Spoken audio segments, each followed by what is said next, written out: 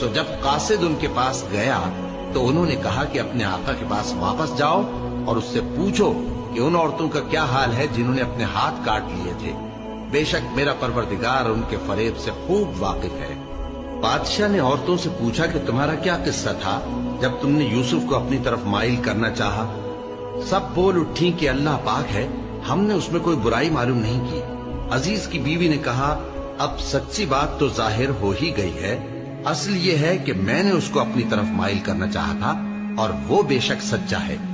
یوسف نے کہا کہ میں نے یہ بات اس لیے پوچھی ہے کہ عزیز کو یقین ہو جائے کہ میں نے اس کی پیٹھ پیچھے اس کی امانت میں خیانت نہیں کی، اور اللہ خیانت کرنے والوں کی چال کو چلنے نہیں دیتا، اور میں اپنے آپ کو پاک صاف نہیں کہتا، کیونکہ نفس امارہ انسان کو برائی ہی سکھاتا رہتا ہے، مگر یہ کہ میرا پروردگار رحم فرمائے، بے شک میرا پروردگار بخشنے والا ہے، مہربان ہے۔ اور بادشاہ نے حکم دیا کہ اسے میرے پاس لاؤ، میں اسے اپنا مصاحب خاص بناؤں گا۔